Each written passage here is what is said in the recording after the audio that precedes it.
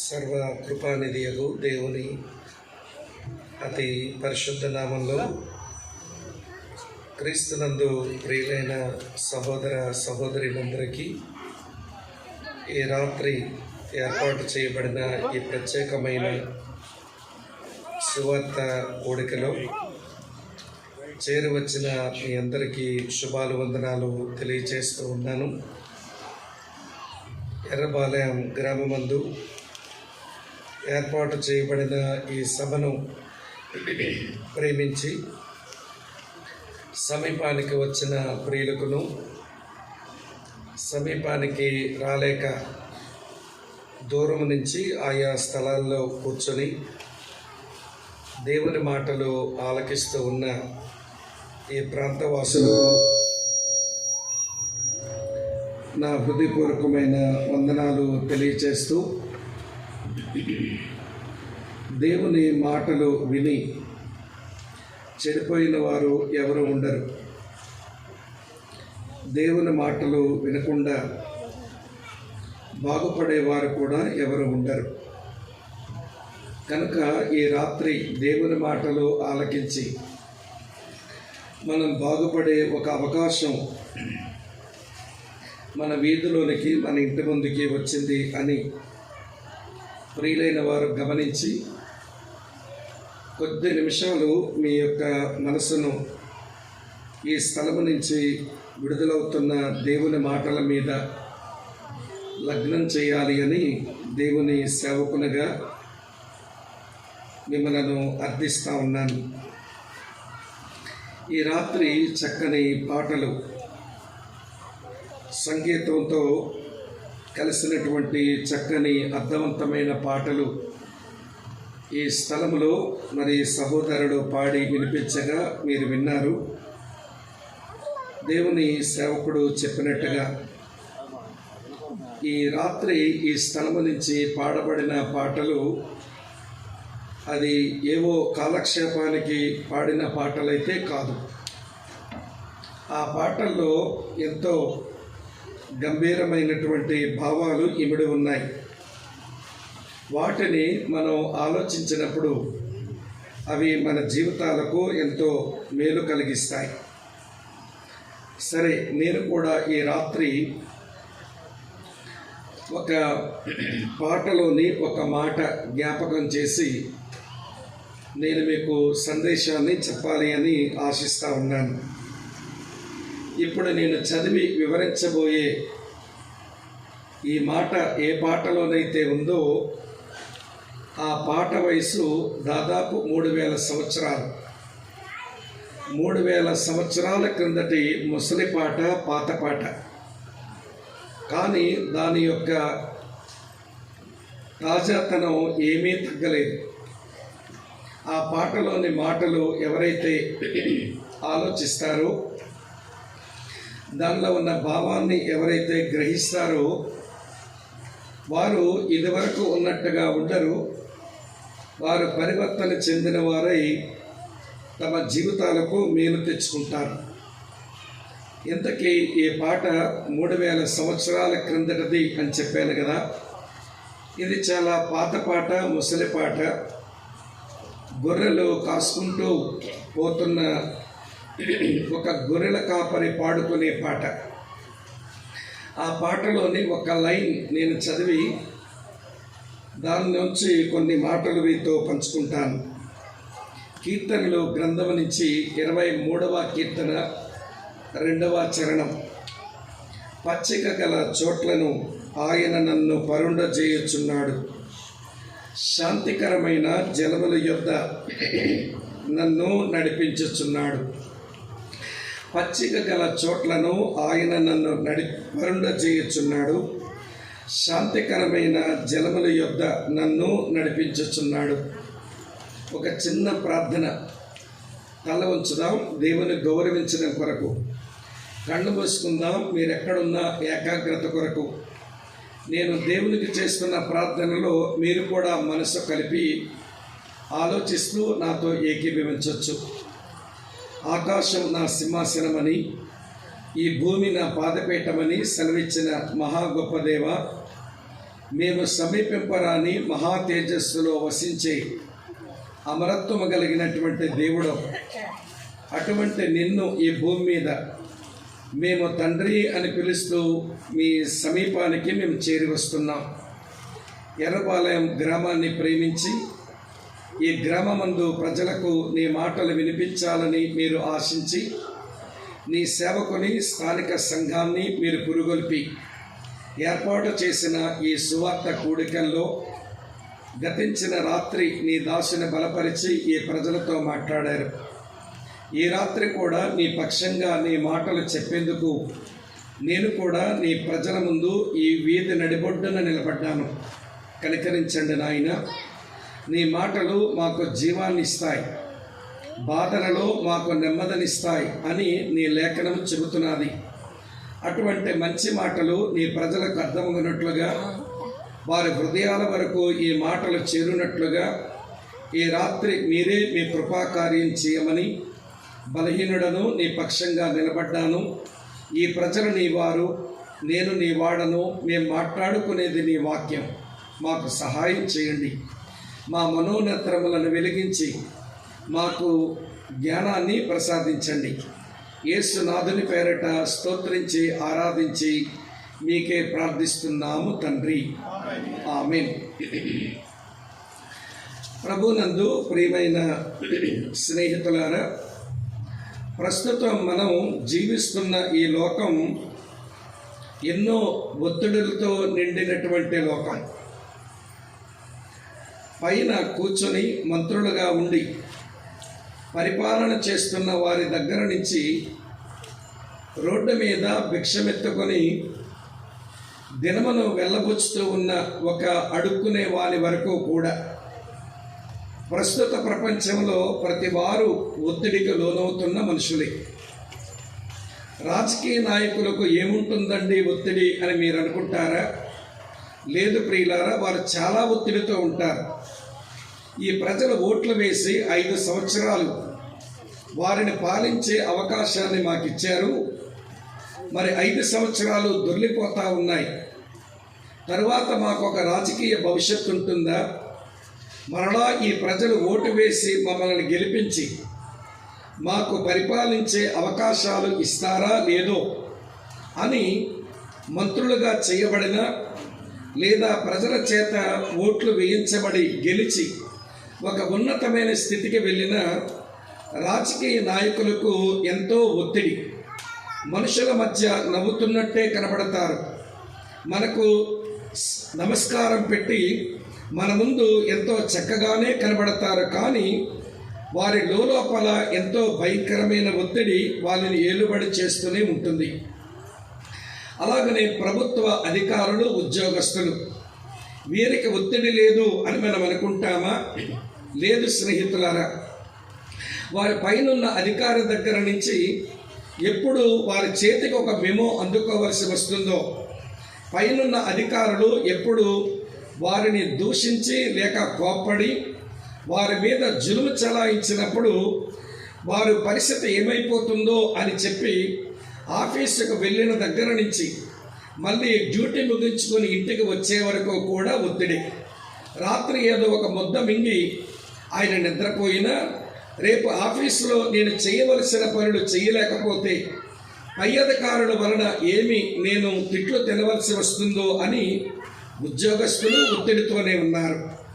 రాజకీయ నాయకులు ఒత్తిడి కింద ఉన్నారు, ఉద్యోగస్తులు ఒత్తిడి కిందనే ఉన్నారు.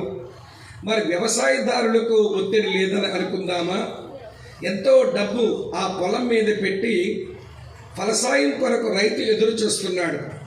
సరైన సమయానికి వర్షాలు పడక వేసిన ఎరువులు నిష్ప్రయోజనమైపోగా పంట రావలసినంత దిగుబడి వారికి వస్తుందో రాదో అని చెప్పి ప్రతిరోజు వ్యవసాయం చేస్తున్న రైతు ఒత్తిడికి లోనవుతూనే బ్రతుకుతూ ఉన్నాడు.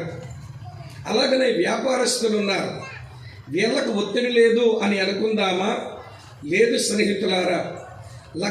లక్షల రూపాయలు వ్యాపారం మీద పెట్టుబడి పెట్టి చివరికి లాభాలు వస్తాయో రావో, లేక నేను పెట్టిన పెట్టుబడి నష్టపోయి నేను దివాలా తీయవలసి వస్తుందేమో అని చెప్పి వ్యాపారస్తులు ఒత్తిడికి లోనయ్యే బతుకుతున్నారు. పోనీ సరే, చదువుకుంటున్నటువంటి పిల్లలు, విద్యార్థులు వీరికి ఒత్తిడి లేదు అని అనుకుందామా?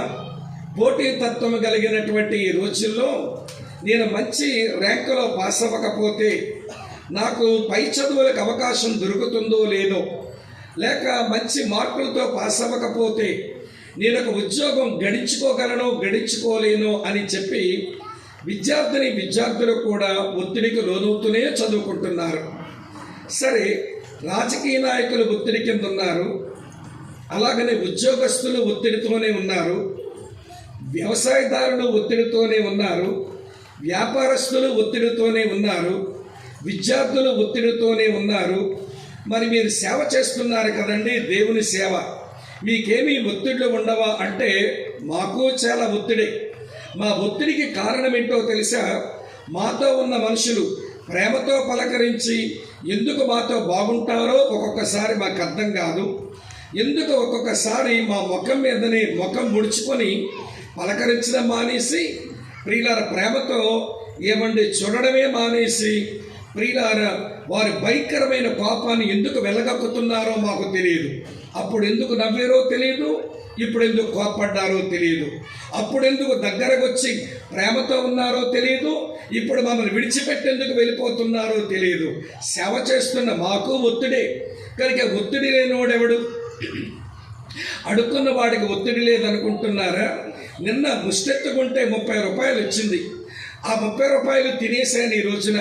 రేపు మళ్ళీ భిక్షమెత్తుకోవడానికి వెళితే నాకేమి దొరకదో అని అడుక్కునే బికారివాడు కూడా ఒత్తిడితోనే ఉన్నాడు. నేను అన్నీ ఎందుకు ఇలా చెప్పాను అంటే, ప్రస్తుతం మనం జీవిస్తున్న ఈ లోకం ఒత్తిడులతో నిండిపోయిన లోకం. ఒత్తిడి కాస్త పెరిగింది, అది కాస్త చింతగింది, చింత బాగా పెరిగిపోయింది, దానివల్ల మనస్తాపం వచ్చింది, మనస్తాపం కాస్త పెరిగిపోయింది, మనోవ్యాకులం వచ్చింది, మనోవ్యాకులం కాస్త పెరిగిపోతుంది, మానసిక రోగం వచ్చింది, మానసిక రోగం కాస్త పెరిగిపోయింది. పిచ్చి పట్టి రోడ్లమ్మడన్నా తిరుగుతారు, లేకపోతే చచ్చిపోదామని ప్రియులారా చావనన్నా మనుషులు చేస్తున్నారు. ఇదేనా మనిషి జీవితం? ఎవడికి ఒత్తిడి లేదండి, ఎవడికి చింతలు లేవండి, ఎవడికి విచారం లేదండి, ఎవరికి మనస్తాపం లేదండి, ఎవరికి మానసిక వ్యాకులం లేదండి, ఎవరి మనస్తాపానికి లోనవ్వకుండా బతుకుతున్నారండి. పైకందరూ మంచు పర్వతాలే తెల్లగా చల్లగా కనబడుతున్నారు, తెల్లగా చల్లగా మంచు పర్వతాల్లా కనబడుతున్నారని వీళ్ళకి ఏ ఒత్తిడి లేదనుకుంటే చాలా పొరపాటే. పైకి వారు తెల్లగా చల్లగా మంచు పర్వతాల్లా కనబడుతున్నా లోపల అగ్ని పర్వతాలే మండుతుంటాయి. ఇది మనిషి యొక్క జీవితం అండి. ఇప్పుడు ఒత్తిడితో నిండిపోయిన మానవుని జీవితం ఇలాగే ఉంటుంటే, ఒక గొర్రెలు కాసుకునేవాడు పాడుతుంటాడు, పచ్చిక గల చోట్ల ఆయన నన్ను పరుండ చేయుచున్నాడు, శాంతికరమైన జలముల యొద్దకు ఆయన నన్ను నడిపిస్తున్నాడు, నాకేమీ ఒత్తిడి లేదు, ప్రశాంతంగా పడుకుంటున్నాను అంటున్నాడు. ఒరి ఒత్తిడితో నిండిపోయి నిద్ర పట్టట్లేదు అని నిద్ర మాత్రం వేస్తున్నామే మేము. ఒత్తిడి, విచారము, చింతలు పెరిగిపోయి నిద్ర పట్టడం లేదని నిద్ర మాత్రం వేసుకున్నా నిద్ర పట్టడం లేదని ప్రియులారా బాధపడుతుంది ప్రస్తుత లోకం. ఒరే బాబు, గొర్రెలు కాసుకునే వాడివి, నీకెలాగొచ్చింది ప్రశాంతమైన జీవితం అని అడిగితే మీరు పిచ్చి పడుతున్నారు కానీ నాకు ఒత్తిళ్లు లేవనుకుంటున్నారా? నాకు ఒత్తిళ్లే ఉన్నాయి. కానీ ఒత్తిడి నుంచి విడుదల పొందడం ఎట్లో నేను నేర్చేసుకున్నాను. నీకేం ఒత్తిడి అని అడిగామనుకోండి, ఈ గొర్రెలు కాసుకునే ఈయన గారి పేరు దావీదు. ఆయన అంటున్నాడు, నాకేం ఒత్తిడో తెలుసా? మా ఇంట్లో ఉన్న వాళ్ళే నన్ను లెక్కల్లో లేని మనిషిలాగా చూస్తున్నారు. నేను ఒత్తిడికి గురవనా? ఇంటిలో ఒక శుభకార్యం చేసుకుంటున్నారండి, మా అన్నదమ్ములు మా నాన్నగారు కలిసి దైవజనుడు వచ్చాడని ఒక శుభకార్యం తలపెట్టారండి, నన్ను పిలవద్దండి? నేను ఇంట్లో మనిషిని కానా? నన్ను పరాయి వాడలాగా చూసి ఆ శుభకార్యానికి పిలవలేదు. నాకు భలే బాధ అనిపిస్తూ ఉంది, అది నాకు భలే ఒత్తిడి కలిగిస్తూ ఉంది. అది ఇంటిలో నాకున్న ఒత్తిడి. మా నాయన కొన్ని గొర్రెలు నాకు అప్పగించాడు, అరణ్యంలో పోయి దాన్ని మేపుకొని బతకమన్నాడు. సరే నేను వేపుకుంటూ ఆ గొర్రెలు చూసుకుంటూ వస్తుంటే ఎటువైపు నుంచి ఎలుగుబట్టి వస్తుందో తెలియట్లా, ఎటువైపు నుంచి సింహం వస్తుందో తెలియట్లా. నాయన అప్పగించిన గొర్రెలను నేను పోగొట్టుకుంటే నాన్నకు లెక్క అప్పగించవలసిన వాడిని అయిపోతాను, నాయన పాపడతాడని నాకు భయమేస్తుంది. అరణ్యములో గొర్రెలు కాసుకుంటూ అక్కడ ఒత్తిడి,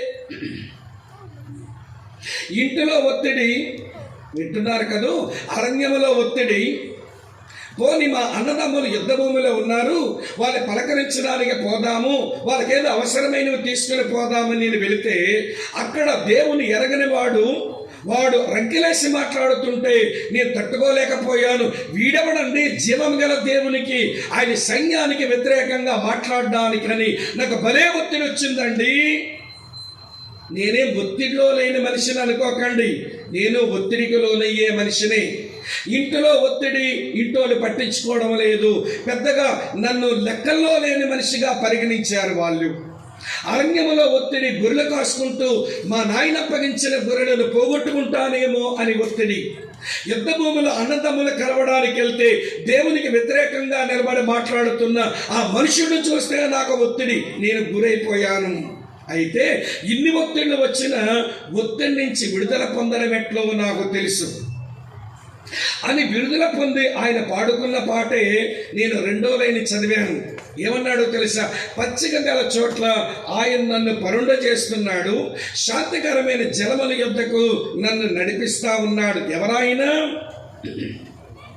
నన్ను ఒత్తిడిలోంచి విడుదల కలిగించడానికి, ఏమండి, నన్ను పచ్చికల చోట్ల పరుండబెట్టేవాడు ఎవడాయినా, వినండి, శాంతికరమైన జలముల యొద్దకు నడిపించిన వాడు ఎవరైనా అంటే ఆయన పేరు యెహోవా. యెహోవాగా ఆయన పరలోకవాసి, కానీ ఆయనను నేను నా కాపరగా పెట్టుకున్నాను. నేనే గొర్రెలు కాసే కాపరుడు కానీ ఆయనను నా కాపరగా పెట్టుకున్నాను. ఆయన కాపరగా, ఆయన భూలోకవాసి. యెహోవాగా ఆయన చాలా దూరముగా ఉన్నవాడు కానీ ఆయన కాపరగా ఈ లోకమునకు దిగి వచ్చిన వాడు, ఆయన పేరు యేసుక్రీస్తు అని పిలువబడ్డాడు. యెహోవాగా ఆయన దూరముగా ఉన్న యేసుక్రీస్తుగా ఆయన సమీపానికి వచ్చాడు. ఆయన్నే నేను కాపరగా పెట్టుకున్నాను. నన్ను నేను గొర్రెతో పోల్చుకున్నాను. నేను గొర్రెల కాపరనే, కానీ నన్ను నేను గొర్రెతో పోల్చుకున్నాను. ప్రియులారా, ఈ రోజున మనుషుల్ని ఈ బైబిల్ దేవుడు, ఈ బైబిల్ గొర్రెలతో పోలిస్తుంటే మనకు ఎంత ఒళ్ళుమంటో. మరి నేను దేనితో పోల్చమంటావు? ఆవుతో పోల్చమంటావా? ఆవు మనుషుడా? బైబిల్ దేవుడు గొర్రెతో పోల్చాడు మనుషుల్ని. ఎందుకు గొర్రెతో పోల్చాడంటే గొర్రెకి మనకు బోల్డెన్ దగ్గర పోలికలు ఉంటాయి. చెప్పమంటారా?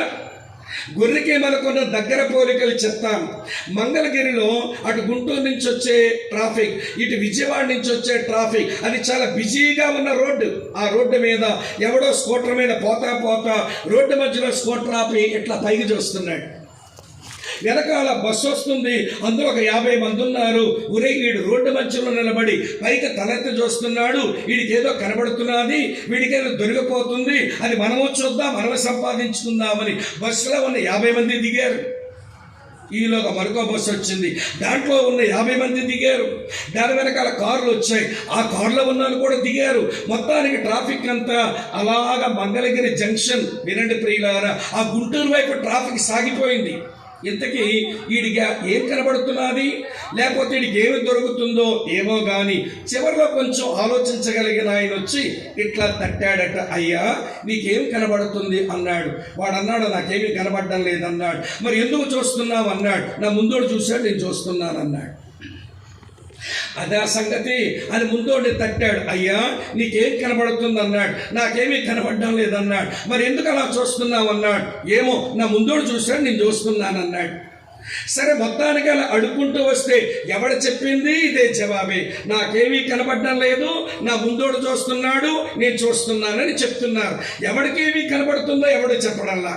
మొట్టమొదటి ఆగాడే వాడి దగ్గరకు వచ్చాడట, తట్టాడు. అయ్యా, నీవు ఏదో చూస్తున్నావు, నీకేం కనబడుతుంది, నీకేమి దొరుకుతుంది అన్నాడు. వాడు తల ఇలా పెట్టుకొని, ఉండవయ్యా, నా పాత్ర అది, స్కూటర్ మీద వస్తే ఇలా గన్నాను మెడ పట్టేసింది, నిలబడిపోయాను అన్నాడు. స్కూటర్ మీద వస్తే ఇలా అన్నాడట, నిలబట్టేసిందట, నిలబడిపోయాడట. మరి వెనకాలంతా ఎందుకు అలా నిలబడ్డారు? అదే గొర్రె బుద్ధి అంటే. మీరు ఎప్పుడైనా గొర్రెల మంది చూడండి, అన్ని ఒక గట్టు మీద నుంచి వెళ్తుంటాయి. అందులో ఒక గొర్రె ఈ గట్టు మీద నుంచి అవతలకి టప్మని ఎగిరింది. వెనకాల గొర్రెలని టపీ టపీ టపీమని ఎగిరేడువే కానీ ఆ గొర్రె ఎందుకు అవతల గట్టుకు వెళ్ళిందో ఒక గొర్రె ఆలోచించదు. అందుకే మనుషులను దేవుడు గొర్రెలతో పోల్చాడు. ఎవరో ఏదో చేశారు, చేసుకుని పోవడమే కానీ ఆలోచించమేంటి? అయితే ఇక్కడ ఒక విషయం మీతో చెప్పాలి. మనం దేవుని గురించి ఆలోచించవలసి వచ్చినప్పుడే గొర్రెలం కానీ మిగిలిన అన్ని విషయాలకు కూడా అమ్మ వింటున్నారా, తెలివైన ఘటాలమే. మనం బజారుకి వెళ్ళాం, ఈ రుమాలు కొనుక్కుందామని పోయాం. ఏమంటే షావుకారు గారు చూపించారు. వెంటనే ఆయన 12 రూపాయలు అన్నాడు. కొనేసుకుంటావా? 10 నులుపుతావు. చెమట పీలుస్తుందా, నీరు పీలుస్తుందా అని పిలిపావు. నిలిపిన తర్వాత కొంచెం సాగదీశావు. ఇందులో కాటన్ ఉందా, పాలిస్టర్ ఉందా? వింటున్నారా లేదా? 12 రూపాయల రుమాల గుడ్డ కొనడానికి ఓరి బాబోయ్ నీ తెలివితేటలన్నీ దెమ్మరించబడేస్తావు. అక్కడ చివరికి అడుగుతావు, ఎంతండి అని అడిగావు. ఆయన 12 రూపాయలమ్మా అన్నాడు. నువ్వు ఎక్కడి నుంచి మొదలెడతావో చెప్పనా? 3 రూపాయలకి ఇస్తావని నీ ముష్టిమేర మొదలెడతావు. 3 రూపాయలు కొన్న ముఖమేలే అమ్మ పో అంటాడు షావుకారి గారు. అంటే 12 రూపాయలు ఒక రుమాలు గుడ్డ కొనుక్కోవడానికి అంత బాగా ఆలోచిస్తున్నావే, మరి నిన్ను పుట్టించిన దేవుని గురించి ఎందుకు ఆలోచించవు? మా తండ్రి చేశాడండి పూజ, నేను చేశానండి. మా తాత చేశాడు పూజ, నేను చేశానండి. మా ముత్తాత దేవుడు అన్నాడండి, నేను అన్నానండి. మా తాతల తండ్రుల నుంచి వచ్చేస్తుందండి, కొట్టుకుపోతానండి అంటావు. ఎందుకు ఆలోచించవు? మీ తాతలు గోచుకట్టుకొని తిరిగారు, ప్యాంట్ వేసావే. నాగరికతండి, సంస్కృతండి, చదువుకున్నామండి, గోచుకట్టుకొని తిరుగుతామండి అంటే బట్టలు వేసుకోవడానికే మన జ్ఞానం పనిచేస్తుందా? నేను పుట్టించిన దేవుని గురించి ఆలోచించడానికి గొర్రెలాగా బతుకుతావా? ఓ గొర్రె మనుషుడా, వినండి చెప్తాను. ప్రియులారా వినండి చెప్తాను. మన పక్కింటి ఆవిడ కేజీ వంకాయలు కొనుక్కుంది. నీ ఇంటి ముందు కూడా కావిడిలో ఎవడి బుట్టలో వంకాయలు పట్టుకొని వచ్చాడు అమ్మేటోడు. బాబు మా పక్కింటోడు కేజీ వంకాయలు వేసావు, నాకు కేజీ వంకాయలు ఇచ్చేనా ఆయన అని అంటావా నీవు? అట్లను ఏమంటే ఆ మానిని దింపించి గంపలు దింపించి ఒక్కొక్క వంకాయ పట్టుకొని 10 తిప్పులు తిప్పుతావు. పుచ్చులున్నాయా, కన్నాలున్నాయా, పురుగు పట్టిందా, లేత వంకాయ, ముదురు వంకాయ, ఇంతకు ఏ ఊరు వంకాయ బాబు అంటావు. ఊరిని బట్టి కొంచెం రుచులుంటాయి రండి.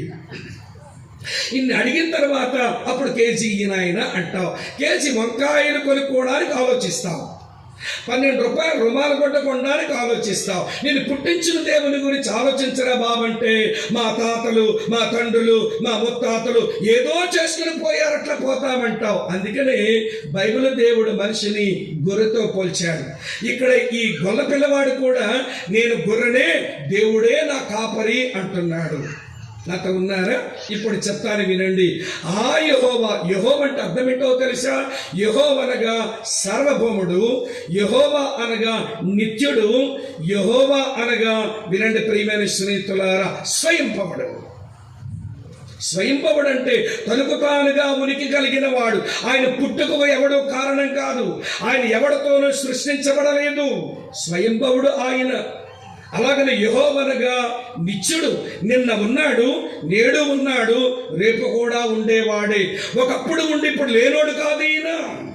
అలాగనే సార్వభౌముడు అంటే రాజుల రాజు, ప్రభుల ప్రభు, ఆయన చక్రవర్తి. అటువంటి యెహోవా వీరిని మానవ జాతి కొరకు వింటున్నారా ప్రియులారా, యేసుక్రీస్తుగా ఈ లోకములకు వచ్చి వినండి కాపరగా మనుషులకు చేరువైనాడు. ఇప్పుడు ఏమన్నా గొల్ల పిల్లవాడు అంటున్నాడు, ఈ దావీదన్నాను అంటున్నాడు, 3000 సంవత్సరాలు ఈ ముసలిపాటలో ఆయన అంటున్న మాట వినండి. పచ్చిక గల చోట్ల ఆయన పడుకోబెడితే ప్రశాంతంగా పడుకుంటున్నానండి, నాకేమీ ఒత్తిడి లేదండి. శాంతికరమైన జలముల యొద్దకు ఆయన తీసుకుని వెళుతుంటే ఆ నీళ్లు తాగి నేను చాలా నిబ్బరంగా ఉన్నానండి అన్నాడు. పోయి ఆయన్నే అడుగుదాం.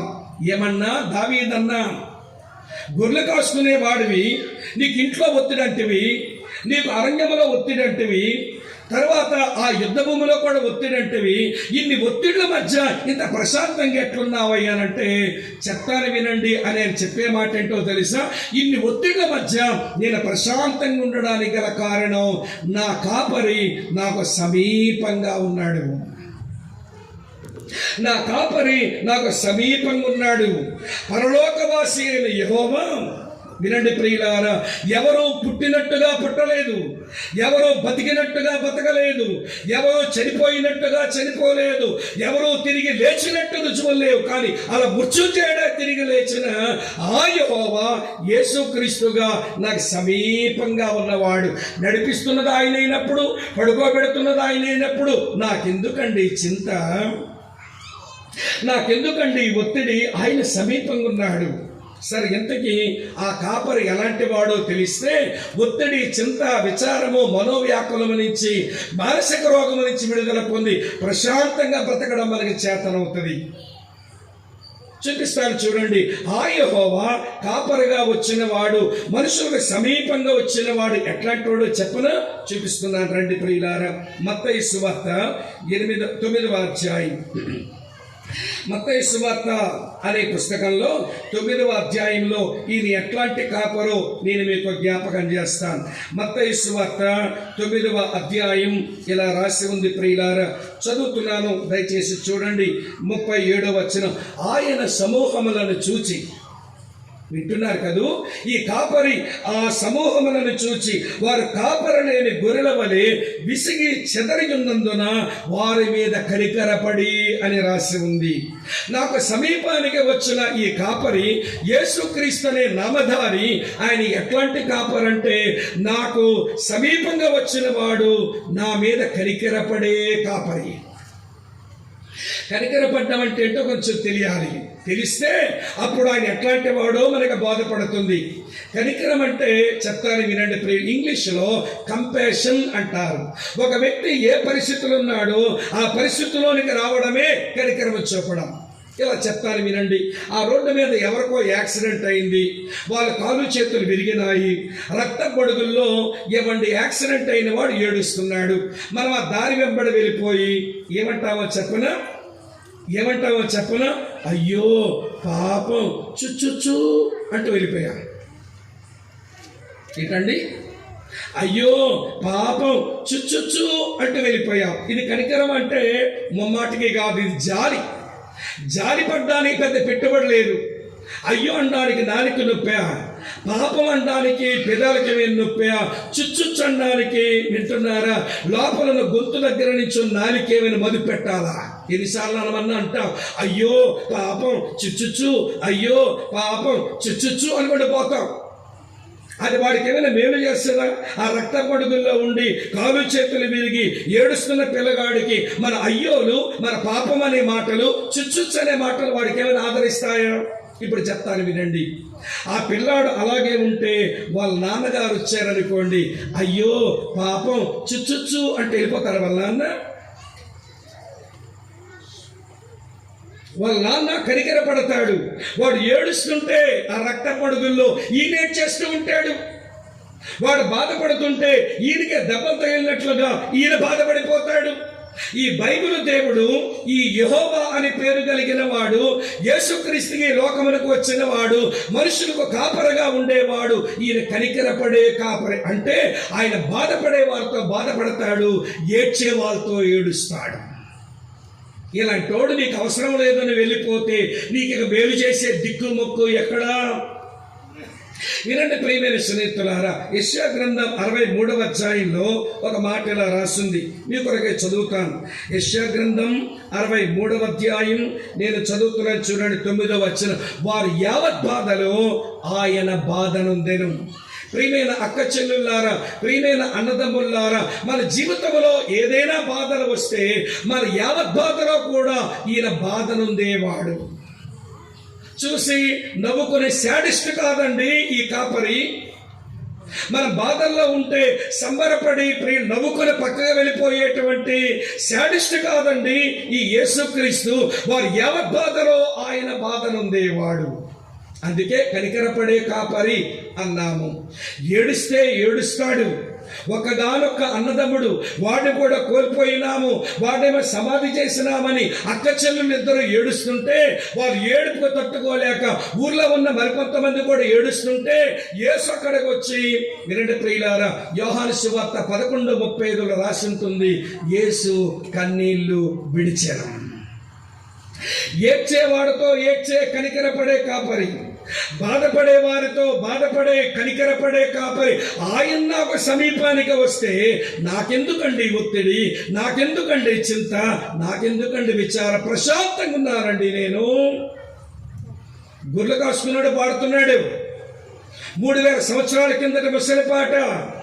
ఈ రోజున అదే యెహోవా ఆయన కాపరిగా ఈ లోకములకు వచ్చి యేసుక్రీస్తు అనే పేరు మీద వచ్చి ఆయన మనుషులకు సమీపంగా వచ్చాడు. వచ్చిన వాడు కాస్త కనికరపడేవాడు. ఆయన పేరు కనికరపడే కాపరి, కంపాషనేట్ షెపర్డ్ అంటారు. బాధపడే వారితో బాధపడతాడు, ఏడ్చేటోళ్ళతో కలిసి ఏడుస్తాడు. ఇప్పుడు ఆయన నీవు చేరువుగా కలిగి ఉంటే ఈ చింత, విచారము, ఈ ఒత్తిడి నుంచి విడుదల పొందడం వస్తుంది. లేకపోతే నీ చింతే నిన్ను చంపేస్తుంది. అంతెందుకండి, ఈ చింత విచారాలు ఎక్కువయ్యి మధుమేహ రోగం వచ్చి ఈ రోజున మన బతికెట్లయిందో తెలుసా? చెప్పమంటారా? మేము అప్పుడప్పుడు ఎవరో ఇంటికి వెళ్తాం. ఈవేళ కూడా ఎర్రబాలం వస్తే అడుగుతున్నారు, అన్నా ప్లస్సా లెస్సా? ఏంటి ప్లస్ లెస్? షుగర్ వేయమంటారా, షుగర్ వేయొద్దంటారా? ఏమండి ఈ భాష? అంతెందుకండి, టీ దుకాణానికి వెళ్ళి బాబు టీ ఉన్నాయనంటే ప్లస్సా లెస్సా అని అడుగుతున్నాడు టీ దుకాణం ఆయన కూడాను. ఎందుకండి ఇది వచ్చింది మనకనంటే, చింతలు కాస్త పెరిగి, వ్యాకులం కాస్త పెరిగి, ఒత్తిడి కాస్త పెరిగి, మధుమేహ రోగం తెచ్చుకొని దాని పేరు షుగర్ జబ్బు. అమ్మ వింటున్నారు కదూ? వినండి, ఈ కాపరి నీకు సమీపంగా లేడు. అందుకనే నీ మీద కనికరపడేవాడు, నువ్వు బాధపడితే బాధపడేవాడు, నువ్వు ఏడిస్తే నీతో కలిసి ఏడ్చేవాడు నీ సమీపంగా ఉంటే ఒత్తిడి నుంచి విడుదల పొందొచ్చట. ఈ గొర్రెలు కాసుకునే పిల్లగాడిలాగా ఈ కాపరి నీకు లేడేమో. ఈ కాపరి కొంతమందికి లేడు. అందుకే ఎప్పుడూ వారి బ్రతుకుల విచారమే. కొంతమంది ముఖాలు చూస్తుంటాను, ఇవనుకోకండి, ఇలాగన్నానని దుంప ముఖం వేసుకుని ఉంటారు. వీళ్ళు దుంప తెగ ఎప్పుడు చూసినా కానీ ఊసురోమని. మా భాష ఇంకోటి ఉంది, శ్రీకాకుళంలో ఎక్కడ ఉన్నారు కనుక మా వాళ్ళకి అర్థమవుతుందని చెప్తున్నాను. కొంతమంది ముఖాలు ఎట్లుంటాయో తెలుసా? దొమ్మలగుండ ముఖాలు వేసుకుని ఉంటారు, దొమ్ముతుంటారు. అరే మేము మనుషులమండి, మాకు సంబంధ బాంధవ్యాలు ఉన్నాయండి, ప్రేమించే వాళ్ళు ఉన్నారండి, మేము బాగున్నామంటే నవ్వే కనబడదు. దొమ్మలగుండ ముఖం వేసుకుని దొమ్మలాడుతూ పొగలు చిమ్ముతుంటారు అన్నమాట ముఖంలో నుంచి. వింటున్నారా లేదా? కారణం ఏంటో తెలుసా? అన్నదమ్ములారా, అక్క చెల్లెళ్ళారా, ఈ రోజున ఈ కనికరపడే కాపరి నీ సమీపంగా ఉన్నాడని తెలియట్లా. ఆయన పరలోకవాసి, శరీరంతో ఈ లోకానికి వచ్చాడు, నీకు కాపరిగా దగ్గరకు వస్తున్నాడు. ఆయన కనికరపడే కాపరిగా, నువ్వు బాధపడితే నీతో కలిసి బాధపడేందుకు, నువ్వు ఏడిస్తే నీతో కలిసి ఏడ్చేందుకు నీకు సమీపానికి వచ్చాడు. ఈయనకి సమీపానికి వచ్చాడట. ఆయనే పడుకోబెడుతున్నాడు, ఆయనే నడిపిస్తున్నాడు. నాకెందుకండి చింత? నాకు అన్ని ఒత్తిళ్లు ఉన్నా చింతలన్నీ వదులుకొని ప్రశాంతంగా బతుకుతున్నాను నేను. ఇంకొంచెం చెప్తాను వినండి. నా వరకు వచ్చిన కాపరి కనికరపడేవాడు మాత్రమే కాదు, ఆయన గురించి మరొక మాట చెప్తాను చూడండి. యెషయా గ్రంథం 40 అధ్యాయంలో ఉంటుంది. యెషయా గ్రంథం 40 అధ్యాయంలో ఉంటుంది. ఈ మాట మీ కొరకే చదువుతున్నాను చూడండి. ఇలా ఉంది, 40 అధ్యాయం 11వ వచనంలో, గొర్రెల కాపరి వలె ఆయన తన మందన మేపును, తన బాహువుతో గొర్రె పిల్లలను కూర్చి రొమ్మును ఆనించుకొని మోయను. ఈ వచనంలో నా కాపరి ఎట్లాంటి వాడో తెలుసా? ఆయన కనిపెట్టు చూచుకునే కాపరి. ఆయన పేరు కేరింగ్ షెపర్డ్. ఎంత కనిపెట్టు చూస్తాడో గాని, చిన్న గొర్రె పిల్లలైతే రొమ్మును ఆనించుకొని మోస్తాడు నడవలేనని. పాలిచ్చే గొర్రెనైతే, పాలిచ్చే గొర్రెంటే పాలిచ్చే పొదివి వెనకాలన్న 2 కాళ్ళ మధ్య కొంచెం పాలుతో పెరిగిపోయినప్పుడు ఆ తల్లి గొర్రె స్పీడ్గా నడవలేదు. ఆ తల్లి గొర్రె స్పీడ్గా నడవలేదు. అప్పుడు కాపరి ఏం చేస్తాడో తెలుసా? కర్ర పట్టుకొని నడవే అని కొట్టాడు. ఇది పాలిచ్చే గొర్రె, 2 కాళ్ళ మధ్య పొదివి పెరిగింది, దాని నిండా పాలున్నాయి, దాని పిల్లల కొరకు దీన్ని బాధించకూడదు, మెల్లగానే నడిపించాలని నడిపిస్తాడు. అది ఎంత నిజమో వింటున్నారా ప్రియులారా? ఈ కనిపెట్టే కాపరి చిన్నపిల్లల లాంటి వాళ్ళమైతే ఈ జీవిత సాగరంలో, మన సంసార సాగరంలో మనం నడవలేకపోతే రొమ్మును ఆనించుకొని మోస్తాడట. ఒకవేళ బాధ్యతలు కలిగిన తల్లి గొర్రె లాంటి వాళ్ళమైతే మన స్పీడ్గా నడిచి వెళ్ళలేము, పరిగెత్తలేమని ఆయన మెల్లగానే నడిపిస్తాడట. చిన్న పిల్లలు రొమ్ము నానించుకొని మోస్తాడు, పాలిచ్చే గొర్రెలను మెల్లగా నడిపిస్తాడు. అందుకే ఆయన పేరు కనిపెట్టి చూసుకొని ఏమండి కాపరి. ఆయనకి ఎంత శ్రద్ధ అండి! నీ మీద శ్రద్ధ వహించి నేను కనిపెట్టి చూచి నీ ఆలన పాలన చూడగలిగిన ఈ కాపరి నాకు అవసరం లేదనుకుంటే ఇక నువ్వు వెళ్ళేది నక్క దగ్గరికి. ఇక నువ్వు నోట్లో పడేది నక్క నోట్లోనో ఎలుగుబంటి నోట్లోనో పడతావు. ప్రియమైన ఎర్రబాలే మిత్రులారా, జీవము గల దేవుని మాటలు వినండి. ఆయన ఏమంటున్నాడో తెలుసా? వినండి. నాకు దొరికాడండి ఒక కాపరి, ఆయన కనికరపడేవాడు, ఆయన కనిపెట్టేవాడు. అంతేకాదు, ఇంకో విషయం కూడా చెప్తాను. నాకు ఒత్తిడి చింత లేకుండా నేను ప్రశాంతంగా ఉండడానికి గల కారణం ఏంటంటే నా కాపరి మరోలా కూడా ఉంటాడు. ఎలా ఉన్నాడో చదువుతాను చూడండి. యోహాను సువార్త 10వ అధ్యాయంలో ఇలా రాసి ఉంది, 28వ వచనం. నేను వాటికి నిత్య జీవమునిచ్చుచున్నాను గనుక అవి ఎన్నటికి నేను నశింపవు, ఎవడనూ వాటిని నా చేతిలో నుంచి అపహరింపడు అన్నాడు. నేను ఎట్లాంటి కాపరిని అని ఆయన అన్నాడో మనం ఎట్లాంటి కాపరిని ఎరగాలనంటే ఈ గొర్రెలన్నీ నా చేతిలో ఉన్నాయి, నా చేతిలో నుంచి వాటిని ఎవడునూ అపహరించలేడు. అంటే అర్థం నేను ఎవరినో తెలుసా? కాపాడే కాపరిని. ప్రియులారా వినండి. ఎందుకు కాపాడబడాలి అంటే ఈ గొర్రెల మందను దోచుకోవడానికి దొంగొకడు తిరుగుతున్నాడు, అడు దొడ్డుదారనే వస్తాడు. ఈ గొర్రెల మందలో ఉన్న గొర్రెల కబలించడానికి కాపరి కాకుండా ఎవడి కాపరిలాగే మాట్లాడే వేరొక స్వరంతో వచ్చేవాడు ఒకడు ఉన్నాడు. అలాగనే జీతగాడు కూడా ఉన్నాడు. నక్క తోడేలు ఈ మంద మీదకి వస్తుంటే గొర్రెలు తనవి కానందున ఈ జీతగాడు కాస్త మందను వదిలేసిపోతున్నాడట. ఎందుకంటే జీతగాడు ఎవడి దొంగ అంటే వినండి, దేవునికి వ్యతిరేకం, దేవుని పిల్లల వ్యతిరేకంగా పనిచేసే దుష్టుడే ఆ దొంగ. ఎవడి అన్యుడు వారి స్వరం ఏంటనంటే దుర్బోధకుడు. మనుషుల్ని దేవునితో అనుసంధానం చేసి భక్తి నేర్పించి మనుషులకు పరివర్తన కలిగించవలసిన గురువులు, బోధకులు వారు సరిగా పనిచేయక, వారు సరిగా సత్యం ఎరగక అబద్ధాలు చెప్పి మాట్లాడే దుర్బోధకులే అన్యుని స్వరం.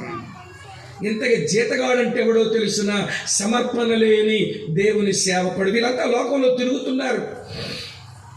దుష్టుడు పనిచేస్తున్నాడు, అలాగనే అన్యుడు పనిచేస్తున్నాడు, అలాగనే జీతగాడు కూడా పనిచేస్తున్నాడు. కనుక ఆయన అంటాడు, నేను కాపాడే కాపాడినరా, నా చేతిలో కానీ పెట్టుకున్నాను అనుకోండి ఎవడునూ మిమ్మల్ని అపహరించలేడు. అమ్మ అర్థమవుతుందా? గ్రహిస్తున్నారా విషయాన్ని? కనికరపడే కాపరి, కనికరపడే కాపరి, కనిపెట్టి చూసుకునే కాపరి, కాపాడే కాపరి నాకు చేరువుగా వచ్చాడండి, నా సమీపంగా ఉన్నాడండి. ఆయనే పచ్చిక గల చోట్లకు తీసుకెళ్తున్నాడు, ఆయనే శాంతికరమైన జలముల యొద్దకు తోడుకొని పోతున్నాడు. ఆ పచ్చికను తింటున్నాను, ఈ నీళ్లు తాగుతున్నాను, చాలా ప్రశాంతంగా నేను పడుకుంటున్నానండి. నాకు ఎన్ని చింతలు, ఎన్ని విచారాలు, ఎన్ని ఒత్తిళ్లు ఉన్నా అన్నిటి నుంచి విడుదల పొందేస్తున్నాను. ఇది నా అనుభవం అంటున్నాడు ఈయన. ఇప్పుడు అదే విషయం మీతో చెప్తాను ప్రియులారా, వినండి. ఈ కాపరి 2000 సంవత్సరాల క్రిందట ఈ లోకమునకు అర్పించాడు యేసుక్రీస్తు నామమున. ఆ వచ్చినటువంటి ఆయన నీ మీద కనికరపడేవాడే, వచ్చినటువంటి ఆయన నేను కనిపెట్ట చూసుకునేవాడే, ఈ వచ్చినటువంటి ఆయన నేను కాపాడడానికి ఇష్టపడిన వాడే. ఈ గొప్ప పనులు చేయడానికి ఏమయ్యాడో చివరిలో చెప్తారు. కానీ ఇప్పుడు మళ్ళీ ఈ దావీదుని, ఈ గొర్రెలు కాసుకున్నోడిని అడుగుదాం. అంతేనా? నీ ఒత్తిడి నుంచి విడుదల పొందడానికి నీ కాపరి సమీపంగా ఉన్నాడు, ఇంతేనా అంటే లేదండి. మరో విషయం చెప్తాను వినండి. నా కాపరి నాకు సమీపంగా ఉండడమే కాదు, నా కాపరి సమకూర్చిన దాంతో సంతృప్తిగా ఉన్నాను. ఏంటమ్మా? ఆ కాపరి సమకూర్చిన దాంతో సంతృప్తిగా ఉన్నాడట. ఏ పచ్చిక దగ్గర తీసుకెళ్ళాడో ఆ పచ్చిక చాలనుకుంటున్నాను. వేరొక దగ్గరికి వెళ్తే ఏ పులి, ఏ సింహము, ఏ తోడేలు ఉంటుందో నాకు ప్రమాదం కాబట్టి వేరొక పచ్చిక దగ్గరికి వెళ్ళను. నా కాపరి పెట్టిన పచ్చికే నాకు చాలు. నా కాపరి తాగిపిస్తున్నాడే శాంతికరమైన జలాలు, అనగా ప్రవాహం లేని నిలిచి ఉన్న నీళ్లు తాగిపిస్తున్నాడే, ఆ నీళ్ళే చాలనుకుంటున్నాను. వేరొక నీళ్ళ దగ్గరికి వెళితే ఏ మసులుంటుందో, నా మూతు పట్టేస్తుందో నా ప్రమాదం కాబట్టి కాపరి తీసుకెళ్లిన పచ్చికే నాకు చాలు. కాపరి తాగిపించిన నీళ్ళే చాలు. ఆయన ఏమి సమకూర్చి పెట్టాడో దాంతో సంతృప్తిగానే ఉంటున్నాను. ఈ రోజున చింత, విచారము, మనస్తాపానికి, ఒత్తిడికి కారణం ఏంటో తెలుసా ప్రియులారా? అసంతృప్తి. మీకు ఆ విషయం చెప్పనా? అసలు పాపాలన్నిటికీ మూలం ఏంటనంటే అసంతృప్తి. దేవుని దగ్గర ఒక దేవదూత ఉండేవాడు. ఆయన సముఖం ఉండి ఆరాధించే దేవదూతగా దేవుడు ఉంచితే, ఉన్నతమైన స్థానం ఇస్తే వాడికంట దేవుడిచ్చిన స్థానం చాలేదని దేవుని కంటే ఉన్నతమైన స్థానానికి వెళ్ళిపోదామని, దేవుని కంటే తన సింహాసనం పెద్దదిగా చేసుకుందామని అసంతృప్తితో దురాలోచన చేశాడు. వాడు అక్కడి నుంచి ఈ లోకానికి నెట్టివేయబడ్డాడు. అలాగనే మొదటి మనుషులను దేవుడు చేసి, వినండి, ఏదేను అని తోటలో పెట్టి అన్నీ తినండిరా బాబు అని అంటే దేవుడిచ్చిన అన్నిటితో తృప్తి లేదు, కానీ దేవుడు తినవద్దన్న దాంట్లో చేదో తిందామని తంటాలు తెచ్చుకున్నారు మనుషులు. అసంతృప్తే కారణం. అన్ని పాపాలకు మూలం ఏంటో తెలుసా? అసంతృప్తి. వింటున్నారా? ఏమంటే ఈ కాపరి ఏమి సమకూర్చి పెట్టాడో దానితోనే సంతృప్తిగా ఉన్నాను అంటున్నాడు. అందుకే నాకు ఒత్తిడి లేదండి. ఇలా చెప్తాను వినండి ప్రియులారా. మనుషులు మనం ఎంత అసంతృప్తితో ఉంటామనంటే, అసంతృప్తికి కారణం ఎవరితోనో పోల్చుకుంటాం. వాళ్ళకి అది ఉంది, చెప్పలేని తర్వాత మాట మనకేది లేదు. ఈ మనుషులు ఎంత అసంతృప్తి పరులు అంటే, అసంతృప్తి వల్ల ఒత్తిడి పెరిగిపోతుంది, అసంతృప్తి వల్ల చింతలు పెరిగిపోతున్నాయి, అసంతృప్తి వలన ఏవో దురాలోచనలు చేస్తుంటాం మనం. మీకు అర్థమయ్యేలా చెప్తాను. పొరిగింటామే ఏదో కూర పెట్టిందని నేనే మొత్తం తినేస్తే ఎట్లా, భర్త తింటే సంతోషపడతాడని పాపం భర్త కొరగా కూర ఉంచింది అమ్మ. వింటున్నారా లేదా?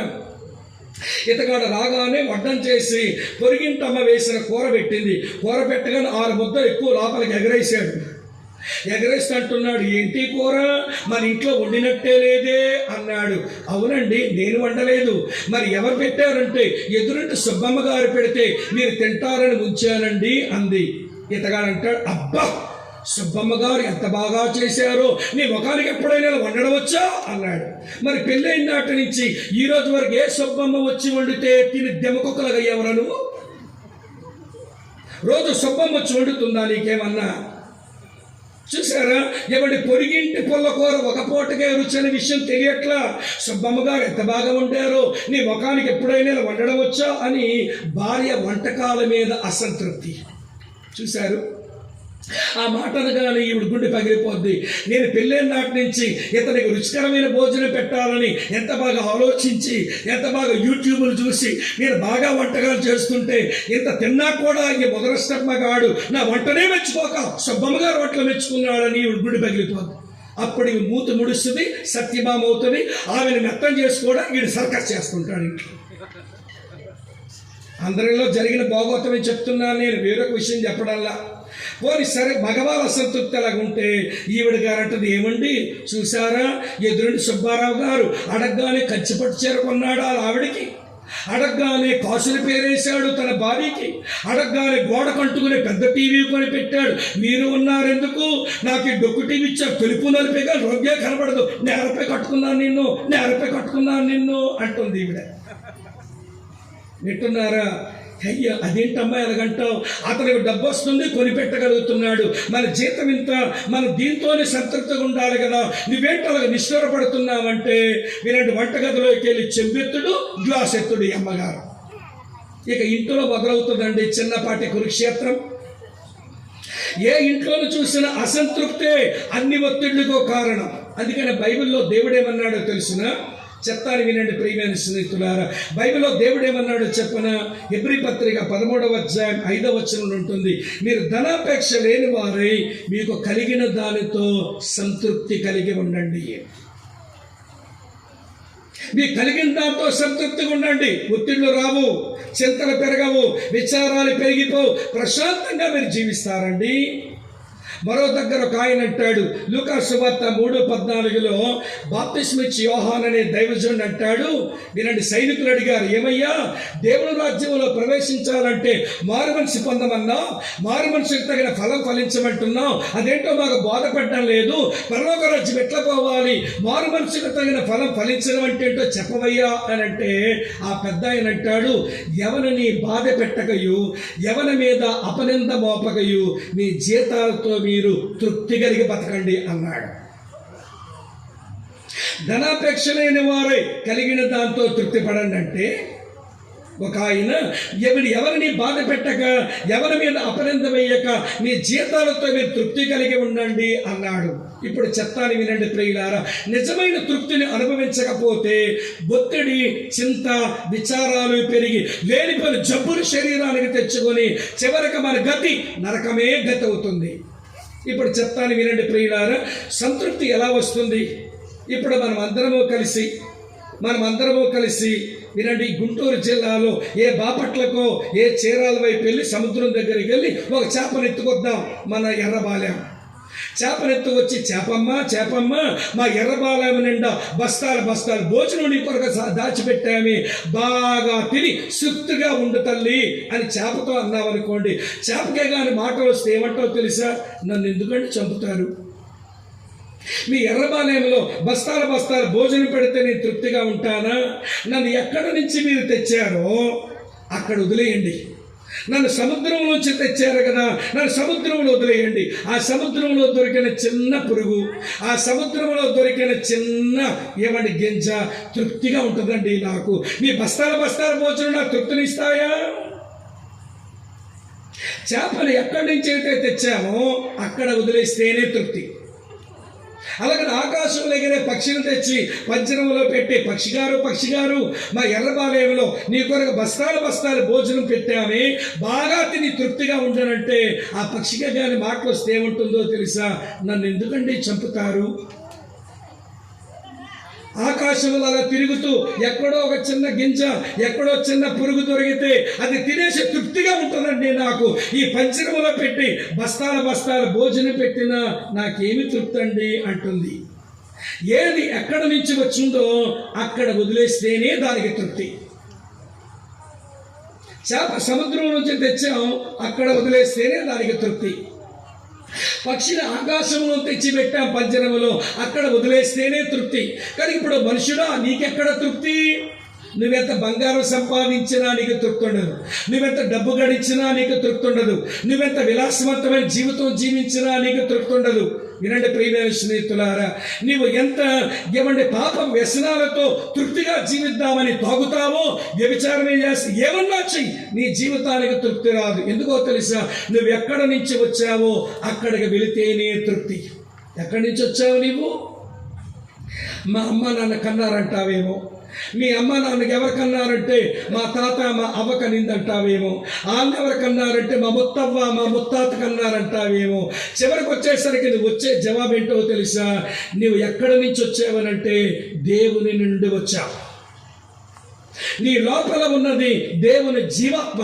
ఆ జీవాత్మే నేను వదిలేస్తే నిన్ను మనిషి అనము, నువ్వు చచ్చావు అంటాం, ఈ పీనుగులు తీసిపడేయండి అంటాం. నువ్వు దేవుని నుంచి వచ్చావు, మళ్ళీ దేవునిలోనికి వస్తేనే తప్ప నీకు తృప్తి దొరకదు. వెతుక్కో, ఎక్కడ వెతుకుంటావో, ఎక్కడ సంపాదించుకుందామనుకుంటున్నావో తృప్తిని సంపాదించుకో. ధనమా, ఒక ఆయన బాగా డబ్బు గురించి అంటాడు, ద్రవ్యమును అపేక్షించేవాడు ద్రవ్యము చేత తృప్తి నొందడు, ఇది వ్యర్థమే అన్నాడు. బోడంత జ్ఞానం సంపాదించాడు తృప్తిగా ఉందామని. 3000 సామెతలు చెప్పాడట, 1005 కీర్తనలు రాశాడట. గోడలో మొలిచే ఇస్సోపు మొక్క, నాచు మొక్క దగ్గర నుంచి లెబానోన్లో పెరిగే దేవదారు చెట్ల వరకు చెట్లన్నిటి గురించి రాశాడట. అంత జ్ఞానం గడించాడట. వృక్షాలు చెట్ల గురించి రాసిన వాడు మాత్రమే కాదు, జంతువుల గురించి రాశాడు, జలచరాల గురించి రాశాడు. ఇంత జ్ఞానం సంపాదించాడు. బాబు, తృప్తి వచ్చిందంటే తృప్తి మాట ఏమో కానీ నేను పిచ్చోడైనట్టున్నాను, నాకు తృప్తినివ్వలేదు అన్నాడు. వింటున్నారా లేదా? ధనము తృప్తినివ్వలేదట, జ్ఞానము తృప్తినివ్వలేదట. విలాసవంతమైన జీవితం మొదలుపెట్టాడు. మంచి పాటలు పాడే గాయకులు పెట్టుకున్నాడు. మంచి నాట్యాలు వేసేటువంటి నాట్యగత్తెలు పెట్టుకున్నాడు. మంచి మ్యూజిక్లు వాయించేటువంటి కళాకారులు పెట్టుకున్నాడు. మంచి ఇల్లులు కట్టించుకున్నాడు. మంచి శృంగారవనాలు కట్టించుకున్నాడు. తృప్తి అనుకున్నాడు విలాసవంతమైన జీవితంతో. ఆయన అంటాడు, తృప్తి కొరకు నేను ప్రయాసపడిన ఇవన్నీ చూస్తే ఇవన్నీ వ్యర్థమనిపిస్తుంది, నాకు తృప్తి లేదన్నాడు. ఆఖరికి అనుకున్నాడు, బాగా తాగేస్తే తృప్తి వస్తుంది అనుకున్నాడు. బాగా తాగాడట. ఈ తాగుబోతులు కొన్ని మాయరోగం ఏంటో కానీ వీళ్ళు ఎంత తాగారో అంత తాగేమని గర్వంగా చెప్పుకుంటారు. కోట్ల కొట్టేన పడలేదు చూసావంటాడు. ఇక్కడ పెద్ద ఘనకార్యం సాధించినట్టు. కోట్ల కొట్టాడంట, పడలేదట. బాటిల్ మొత్తం లేపేసాను, పడలేదు చూసావా, ఏమనగాడవరా నాయన, నీ చేతి దండ పెట్టారు. బాటిల్ లేపేశాడట. సోడా కలపలేదట, నీళ్లు కలపలేదట, రా తాగాడట. ఇవన్నీ నేను ఎక్కడి నుంచి చెప్పానో తెలుసా? మొన్న ఢిల్లీలో, నేపాల్ నుంచి వస్తున్నాను. ఢిల్లీలో ఎయిర్పోర్ట్లో కూర్చుంటే ఆ ఎయిర్పోర్ట్లో ఒక సారాయి దుకాణంలో 1+1 అని విపరీతంగా అమ్మేస్తున్నాడు. ఒక్కొక్క 4 బాటిల్ కొంటున్నాడు. నా వెనకాల మాట్లాడుకుంటున్నారు బాటిల్ కొనుక్కోవడానికి. వాళ్ళ సంభాషణ మీకు చెప్పాను. ఇప్పుడు ఇతగాడు బాగా తాగి ఎవడు తాగుడు వల్ల ఏమొచ్చిందో చెప్పాడు. ఎవడికి అనవసరమైన దెబ్బలాటలు, ఎవడికి మంద దృష్టి, ఎవడికి హేతువు లేని గాయాలు, తాగుడు బుద్ధితో ఉన్న నాకే కదా తాగివన్నీ తెచ్చుకున్నానన్నాడు. చివరికంటాడు, తాగి వెర్రి మాటలు పలికానన్నాడు. తాగి ఏం పలికాడట? వెర్రి మాటలు పలికానన్నాడు. అప్పుడు ఆ మాట చదివితే నాకు అనుభవం జ్ఞాపకం వచ్చింది. నా భార్యను ఎవడ డెలివరీ టైంలో హాస్పిటల్లో పెడితే, మా ఫ్యామిలీలో అందరూ హాస్పిటల్లో పనిచేసే జనమే కనుక హాస్పిటల్లో పనిచేసే వాళ్ళందరూ వరుస పెట్టి పిలుచుకుంటాం. ఆంటీ, అంకుల్, మామయ్య, అత్తయ్య, బాబాయ్ అని పిలుచుకుంటాం క్వార్టర్స్లో. సరే, క్వార్టర్స్లో ఒక ఆయన ఉంటాడు. ఆయనేమో వాచ్మెన్. అతను పగలు చూస్తే దేవదూతలాగా ఉంటాడండి. దించిన పొర పైకెత్తడు. సాయంత్రం 6 అయితే దెయ్యం అయిపోతాడు. మీకు అర్థమై ఉంటుంది. పగలు దేవదూతే, రాత్రికి దెయ్యం అయిపోతాడు. తప్పతుంది కాదు, లోపల పడిన సరుకు లాంటిది. కనుక 8 గంటలకు వస్తాడు డ్యూటీకి. వినండి, ఇంట్లో తినమంటే తిండట. మధ్యలోకి వచ్చి కొంచెం పుచ్చుకొని క్యారేజ్ తెచ్చుకుంటాడు. నేను హాస్పిటల్లోనే ఉన్నాను. కనబడగానే, ఏ అల్లుడి గారు బాగున్నారా, మా అమ్మ ఎలాగ ఉంది అన్నాడు శ్రీకాకుళం భాషలో. మీ అమ్మాయి ఏం బాగానే ఉందిలేండి, ఏంటి మీ వాడకం అట్లా ఉందనంటే, ఏం లేదులే అల్లుడు అన్నాడు. క్యారేజ్ తెచ్చాడు. డాక్టర్ గారు టేబుల్ మీద పెట్టాడు. ఒక్కొక్క పేషెంట్ దగ్గరికి వెళ్ళి అడుగుతున్నాడు, డాక్టర్ చూశాడా, నర్స్ ఇంజెక్షన్ వేసిందా, ఏమైనా మందులు ఇచ్చిందా, ఎంబర్ గారు కట్టుకట్టాడు. ఇది పెద్ద ధీమండి ఆఫీసర్ లాగా చేసిన ఉద్యోగం ఏమో నైట్ వాచ్మెన్. వీళ్ళందరూ అడుగుతూ తాగుబోతోడితే ఏంటని నవ్వుకుంటున్నారు అందరూ, మీరు నవ్వుకున్నట్టుగానే. చివరికి టేబుల్ దగ్గరికి వచ్చాడు. క్యారేజ్ ముందు నిలబడ్డాడు. కొంచెం బాగా ఎక్కిందేమో క్యారేజ్ చూసి అంటాడు, వసే క్యారేజా, నేను నిన్ను తినని, నువ్వే నన్ను తినంటున్నాడు. వేరే మాటలు కాదు, క్యారేజ్ నేను తింటదా, క్యారేజ్ కదలలా, వసే క్యారేజా, నేను నిన్ను తిననే, నువ్వే నన్ను తినంటున్నాడు. క్యారేజ్ కుదురుద్ది. ఒక్కడు కొట్టాడు క్యారేజ్ని, కింద పడిపోయి ఆ డొక్కులన్నీ ఊడిపోయి అన్నము, కూర, చారు మొత్తం అంతా ఏమండి నేలపాలైపోయింది. ఏమండి తిరిగి తొక్కేసి అలాంటి కాలువలో పడ్డాడు. ఇలా దెబ్బ తగిలింది. ఉదయాన్నే కనబడితే, ఏమిటి కృష్ణమామయ్య గారు బొగ్గ మీద ఏదో ఘాటు పడింది ఏంటనంటే, ఏమి లేదు అల్లుడు గారు అంటున్నాడు. ఒక చిన్న పిల్లాడి ముందు యవనస్తుడు సిగ్గుతో తలవంచుకుని ఎందుకు పోతున్నావు, ఈ తాగుడు తెచ్చిన తంటాది. ఇవన్నీ తెలియనివని కాదు మీకు నేను చెప్పేది, కానీ తాగుడు తృప్తినిస్తుందంటే పొరపాటే. ఇలా చెప్తాను వినండి. ఇక డబ్బులు చూశాను, తృప్తి రాలా. వింటున్నారా లేదా? జ్ఞానంలో చూశాను, తృప్తి రాలా. విలాసవంతమైన జీవితంలో చూశాను, తృప్తి రాలా. తాగుడులో వెతికాను, తృప్తి రాలా. ఇక మిగిలింది ఒకటే అని చెప్పి ప్రియులారా వినండి.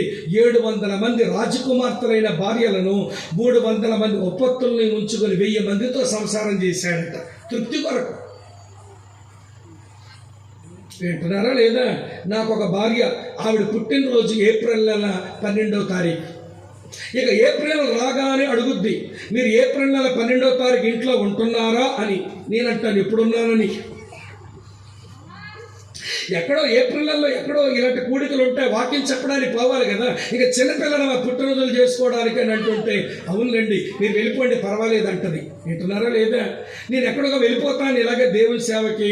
11వ తారీఖు రాత్రి 12 గంటలు అవ్వగానే ఫోన్ చేసి హ్యాపీ బర్త్డే చెబుదాం అనుకుంటే ఫోన్ స్విచ్ ఆఫ్.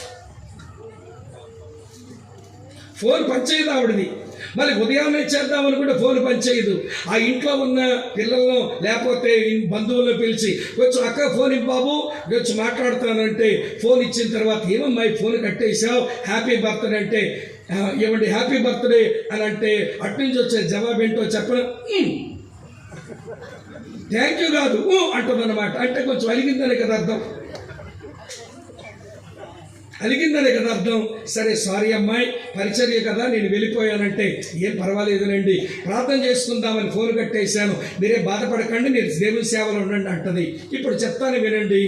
ఒకే భార్య సంవత్సరంలో ఒక రోజు పుట్టినరోజు, ఆ రోజు ఉండలేదని ఈవిడ అలిగేస్తే 1000 మందికి ఎత్తగాడు ఎట్లా సచ్చాడండి? 1000 మందితో ఎట్లా తెచ్చుంటాడు ఎత్తగాడు? మీరు ఊహించండి ఒకసారి.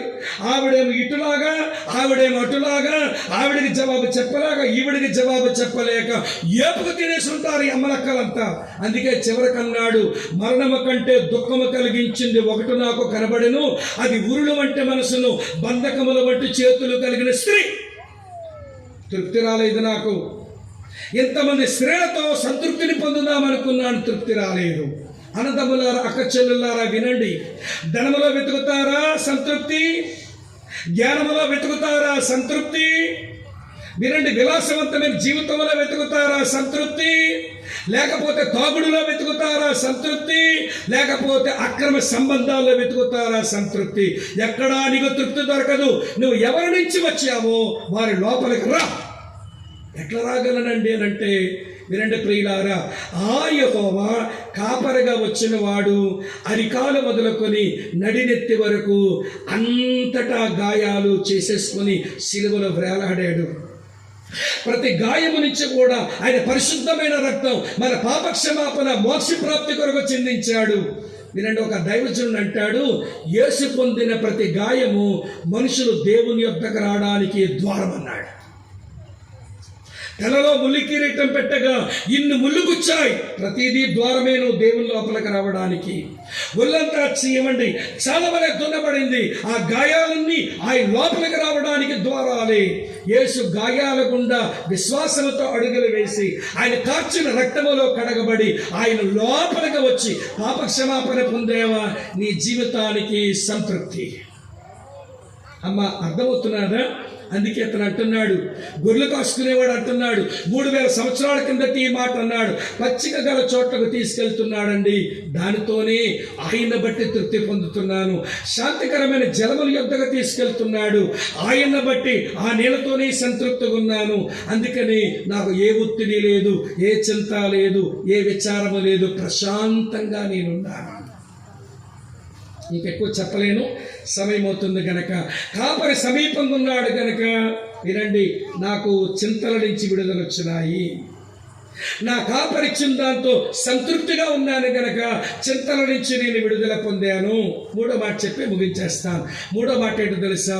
నా కాపరి సమాధానం నాకు సమృద్ధిగా ఉంది.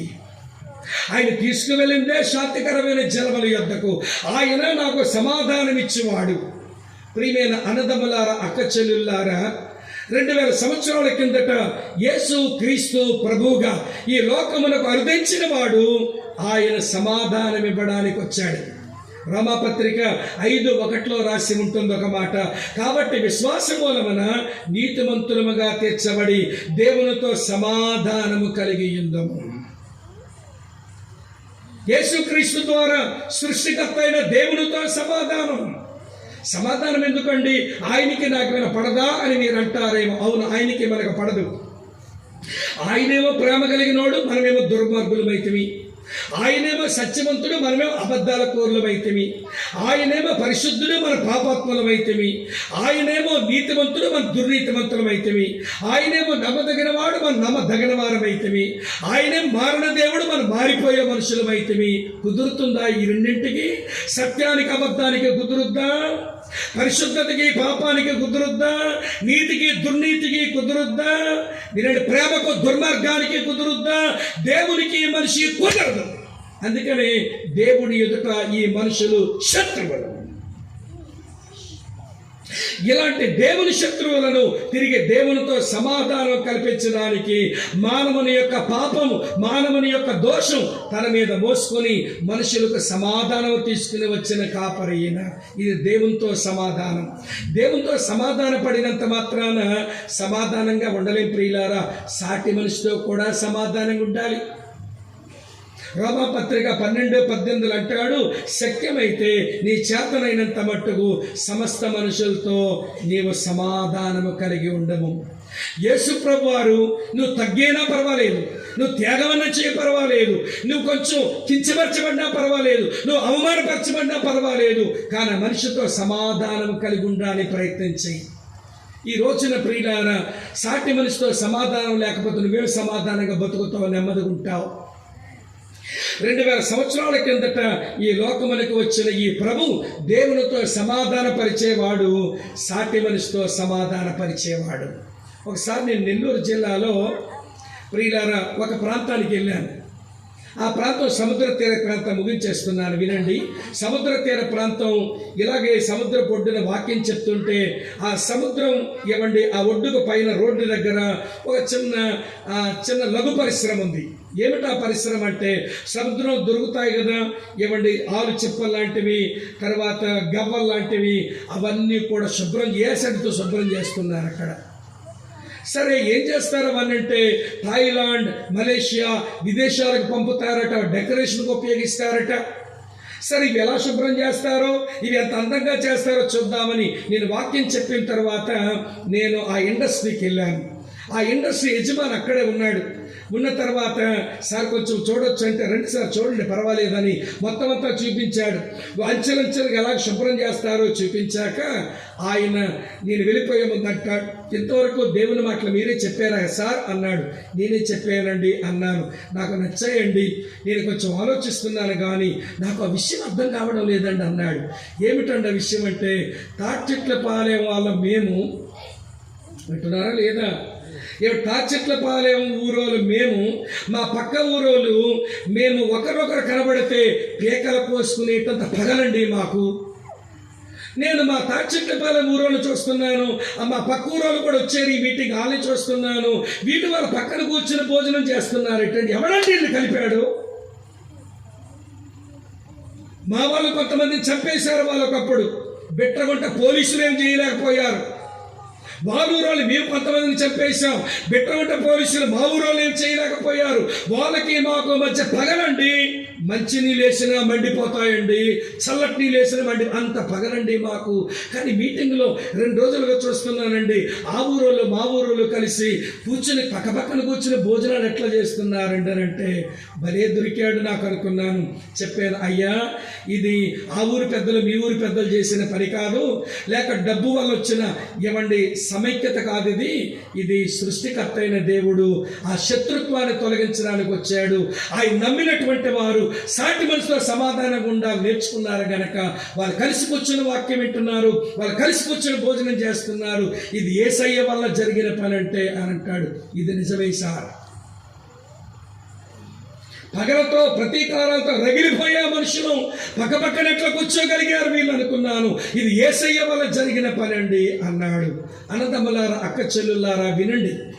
ఆయన సమాధానం సమృద్ధైన సమాధానం, దేవునితో సమాధానం, సాటి మనుషులతో సమాధానం. మరొక దగ్గర మాట ఉంటుంది, కొలస్సీ 3:15లో క్రీస్తు అనుగ్రహించు సమాధానం మీ హృదయాలలో సమృద్ధిగా ఉండనియండి అన్నాడు. ఇది అంతరంగమందు సమాధానం. ఈ మూడిట్లో ఏది లేకపోయినా మనకి సమాధానం ఉన్నట్టు కాదు. దేవునితో సమాధానం, సాటి మనుషులతో సమాధానం, అంతరంగమందు సమాధానం. ఈ 3 సమాధానాలు నా కాపర వల్ల నాకు దొరికాయండి. నాకెందుకండి చింత? యెహోవా నిస్సి వాళ్ళు మంచి పాట పాడతారు. యెహోవా నిస్సి క్రిస్టియన్ అసెంబ్లీ వాళ్ళు భలే మంచి పాట పాడతారు. ప్రియుల విజయవాడలో పెద్ద ఆయన రాసిన పాట, అది చాలా కాలం పాత పాట. మన సేలని నీకెంతలో ఈ చింతలు, ఒక పూట కూటి కొరకు నీకు చింత అంటే ఓ మనసా, ఏమి ధరించుకుంటానని వస్త్రాల కొరకు నీకెందుకే ఈ చింత? దేవుడు నిన్ను పట్టించుకుంటున్నాడు. దేవుడు నీ విషయమై చింత కలిగి ఉన్నాడు. దేవుడు నీకు ఈ లోకానికి శరీరంతో వచ్చాడు. నీ పాపశాపాల కొరకు సిలువలో మరణించాడు. ఆయన లోపలికి రా, నీ చింతలన్నీ ఎగిరిపోతాయి అని ఎంత మంచి పాట పాడతారో మనోళ్ళు. ఇప్పుడు ఒక మాట చెప్పి నేను ముగించేస్తాను. ప్రియమైన అన్నదమ్ములారా, అక్క చెల్లులారా, ఏదో ఒత్తిడిని నలిపేస్తుంది. బయటకు చెప్పుకోలేకపోతున్నావు, ఎవరితో పంచుకోలేకపోతున్నావు, నీ గుండెలను బరువు దించుకోలేకపోతున్నావు. అది నేను బలి ఇబ్బంది పెట్టేస్తుంది. అందరి మధ్యలోకి వచ్చినప్పుడు 16 పళ్ళు చూపించి నవ్వుతున్నావు, కానీ ఒంటరిగా వెళ్ళి తలగడ మీద తలపెట్టగానే కళ్ళలోంచి బొటబొటా రాలుతున్నాయి నీ కన్నీళ్లు. అనుకున్నట్టుగా పిల్లలు పెరగలేదండి. నేను అనుకున్నట్టుగా నా భార్య నాతో లేదండి. నేను అనుకున్నట్టుగా నా పెనిమిటి నాతో లేడండి. నేను అనుకున్నట్టుగా ఆర్థిక పరిస్థితులతో లేవండి. నేను సంపాదించిన సంపాదన అంతా చిరిగిపోయిన సంచులు వేసినట్లు అయిపోతుందండి. నా సంపాదన ఏమవుతుంది? నా కష్టార్జితం ఏమైపోతుంది? నా పిల్లల భవిష్యత్తు ఏంటి? నా భార్య చెప్పిన మాట విందు, నా భర్త వ్యసనపరుడు. ఈ చింతలతో నలిగిపోతున్నావు. ఈ చింతలకు ప్రధాన కారణం నీ జీవితంలో ఉన్న పాపం. అమ్మా నాన్న పొట్టలోంచి వచ్చినప్పుడు పాప స్వభావంతోనే పుట్టావు. తెలుసో తెలియకో ఎన్నో పాప పనులు చేశావు. పాపం వల్ల వచ్చిన జీతం మరణం, అనగా అది నరకం. అందులోంచి తప్పించడానికి సృష్టికర్త అయిన దేవుడు నీ కొరకు కాపరిగా దిగి వచ్చాడు. ఆయన సమీపంగా ఉంటే నీకెందుకు చింత? ఆయన ఇచ్చిన దాంతో సంతృప్తి పొందుతుంటే నీకెందుకు చింత? ఆయన ఇచ్చిన సమాధానం సమృద్ధి ఉంటే నీకెందుకు చింత? ఈ గొర్రెలు కాసుకునే పిల్లగాడు అంటున్నాడు, నాకేం చింత లేదండి. నాకు చింత లేవని కాదు, ఇంట్లో చింత వచ్చే పని ఉంది. ఇంట్లో ఎవరు పట్టించుకోవట్లేదు, నన్ను పరాయోడ్లా చూస్తున్నారు. చింతించనా అండి? అరణ్యములోకి వెళ్ళి గొర్రెలు మేపుతుంటే అటువైపు నుంచి ఒక సింహం, ఇటువైపు నుంచి ఎలుగుబంటి వచ్చి నాన్నిచ్చిన గొర్రెలు తినేయడానికి ప్రయత్నం చేస్తుంటే నాన్నకు మళ్ళీ తిరిగి లెక్క చెప్పాలి. నాకు చింత, విచారము, ఒత్తిడి లేదనుకుంటున్నారా మీరు? యుద్ధ భూమిలోకి వెళ్తే దేవునికి వ్యతిరేకంగా ఒకటి అరుస్తుంటే తట్టుకోలేకపోతున్నా నేను, చింత లేదనుకుంటున్నారా? ఇన్ని చింతలు నా మీద పడినా కానీ నా కాపరి నాకు దగ్గరగా ఉన్నాడు, చింతలు ఎగిరిపోయినాయి. నా కాపరి నాకు సమృద్ధితో ఎవడు సమాధానం ఇచ్చాడు, చింతలు ఎగిరిపోయినాయి. నా కాపరి సమకూర్చాడు, నాకు కావలసిన వాటిని సంతృప్తి పడుతున్నాను, ఆయనలో బతుకుతున్నాను. నాకెందుకండి చింత? చాలా ప్రశాంతంగా ఉన్నాను. ప్రియమైన ఎర్రబాలెం గ్రామ కాపురస్తులారా, సమీపానికి వచ్చిన అన్నదమ్ములారా, దూరం నుంచి వాక్యం వింటున్న అక్క చెల్లెళ్ళారా, సృష్టికర్త అయిన దేవుడు నీ కొరకు శరీరంతో వచ్చాడు. నీ కొరకు చేయవలసిన త్యాగమంతా చేశాడు. నీ జీవితానికి చింత, విచారము, ఒత్తిడి నుంచి విడుదల కలిగించి నిన్ను ప్రశాంతంగా నీకు నెమ్మది, విశ్రాంతినిచ్చి ఒక రోజున భూమి మీద మరణిస్తే మొన్నైన నీ శరీరం మట్టికి పోయినా నీ ఆత్మ పరలోకములో తీసుకోవడానికి సిద్ధపడుతూ ఉంటే ఆయన అక్కర్లేదనుకొని చింతలతోనే నలిగిపోతావా? ఆయన అవసరం లేదనుకొని విచారాలతోనే కృంగిపోతావా? ఆయన నాకు అవసరం లేదని మనస్తాపానికి లోని చిరాకుతోనే బతుకుతావా? ప్రభు నిన్ను ప్రేమిస్తున్నాడు. ఈ రాత్రి నీ కొరకు ఆయన చేసిన పనేదో ఈ మాటల ద్వారా వివరించాడు. విన్న నీవు ఆలోచిస్తావా? ఆలోచించిన నీవు ఆయన లోపలికి రా. ఆయన గాయాలు ఏమండి ఉన్నాయి, అలాగే ఆ గాయాల నుంచి కారే రక్తం ఉంది. ఆ రక్తములో నువ్వు పాపక్షమాపణ పొందు. విశ్వాసముతో గాయాల గుండా అడుగులు వేసుకొని ఆయన లోపలికి రమ్మని ప్రేమతో పిలుస్తా ఉన్నాడు. ప్రేమతో నిన్ను పిలుస్తున్నాడు. ఆయన చేర్చుకునేవాడు. ఆయన అంటాడు, నా యొద్దకు వచ్చి వారిని నేను ఎంత మాత్రము త్రోసివేసేవాడనే కాదు. ప్రేమతో 2 చేతులు చాపి నేను పిలుస్తున్నాడు. పాపక్షమాపణ ఇచ్చేందుకు, మోక్షప్రాప్తి కలిగించేందుకు, భూమి మీద బతికిన కాలంలో చింత, విచారము, వ్యాకులము నుంచి విడుదల పొంది నెమ్మది, విశ్రాంతిని పొంది బతకడానికి నేను ప్రేమతో పిలుస్తున్నాడు. వచ్చావా? నెమ్మది పొందుతావు. వచ్చావా? పాపక్షమాపణ పొందుతావు. వచ్చావా? నీతిమంతుడిగా మారుతావు. వచ్చావా పవిత్రమైన జీవితం నేర్చుకుంటావు. వచ్చావా పరలోక రాజ్యంలో ప్రవేశిస్తావు. అవసరం లేదనుకుంటే అది వ్యక్తిగతం, అది నీ ఇష్టం. దీంట్లో ఎవరి బలవంతము లేదు, నా బలవంతము లేదు, దేవుని బలవంతం కూడా లేదు. కనుక ప్రేమతో నీ వెనకాల పడి బతిమలాడుతున్నాడు ఆయన. నీ గడ్డం పట్టుకుంటున్నాడు. పాప క్షమాపణ పొంది జీవితాలు మార్చుకోమని నీ వెనకాల పడుతున్న ఈ రాత్రి ఆయన వైపే తిరుగుతావా? ఆయన అంగీకరిస్తావా? తల వంచండి, కళ్ళు మూసుకోండి. మళ్ళీ చెప్తాను, తల వంచడం ఆయన గౌరవించడం కొరకే, కళ్ళు మూసుకోవడం ఏకాగ్రత కొరకే. ఇందులో ఏ మంత్రము లేదు, ఏ మాయా లేదు. అపార్థాలకు లోను కాకండి. విన్న మాటలు ఆలోచిస్తూ ఆయన హృదయంలో చోటిద్దామా? ఆయనకు మన బ్రతుకులోకి రానిద్దామా? ఆయన మనకు ప్రియుల సమీపంగా రానిద్దామా? ఆయన సమకూర్చిన దాంతో సంతృప్తిగా బతుకుదామా? ఆయన ఇచ్చే సమాధానాన్ని అనుభవించుదామా? ఈ రాత్రి వేళ దేవుని మాటలు విన్న మిత్రులారా, దూరం నుంచి మీ ఇళ్ల ముందు కూర్చుని వాక్యం వింటున్న అన్నదమ్ములారా, అక్క చెల్లులారా, దేవుడు మిమ్మల్ని ప్రేమిస్తున్నాడమ్మా. ప్రభు మిమ్మల్ని ప్రేమిస్తున్నాడు తమ్ముడా. మీకు మంచి క్షేమాన్ని ఇవ్వడానికి ఇష్టపడుతున్నాడు. ఆయన దగ్గరకు వస్తావా? ఆయన ప్రేమను పొందుకుంటావా? ప్రార్థన చేసుకుంటాం. విన్న మాట చెల్లి కళ్ళు మూసుకోరా తల్లి, ప్లీజ్ కళ్ళు మూసుకోమ్మా, ప్లీజ్ కళ్ళు మూసుకొని విన్న వాక్యాన్ని ఆలోచిస్తూ మన హృదయపు వాకిట నిలుచున్న ఆయనకు లోపలికి రానిద్దాం. గాయాలతో కనబడని యేసు గాయాల గుండా ఆయన లోపలికి వెళ్ళిపోదాం. క్షేమము, విశ్రాంతి, నెమ్మది, ఆనందం ఆయన దగ్గర మన కొరకు ఉన్నాయి. అనుభవిద్దాం, పాపక్షమాపణ పొందుదాం. ప్రార్థన చేసుకుందాం ప్రియులారా.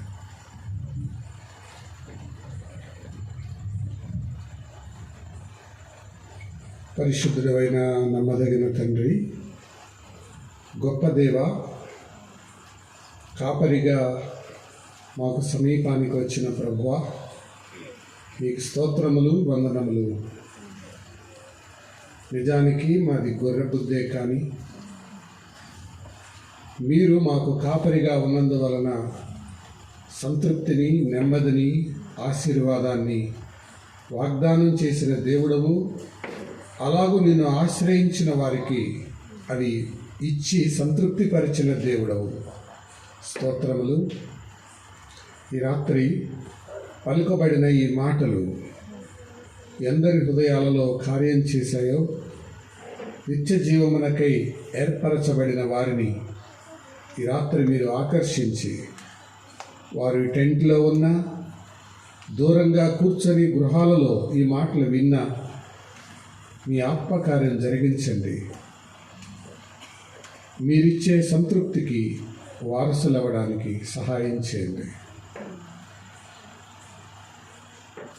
ఈ కూడిక జరగటంలో ఏకీభవించిన బిడ్డలందరికీ, సహకరించిన ఇరుగు పొరుగు వారికి రక్షణార్థమైన మారు మనస్సు, భౌతికమైన దీవెనలు అనుగ్రహించమని కోరుతూ, నీళ్ల మీద ఆహారం వేసినట్లుగా మీ మాటలు వేయబడ్డాయి. కొద్ది దినాల తర్వాత ఫలితం చూస్తామని నమ్ముతున్నాం. ఆత్మకార్యం జరిగించమని యేసు ప్రభు ద్వారా వినయంతో వేడుకుంటున్నాం తండ్రి. ఆమేన్.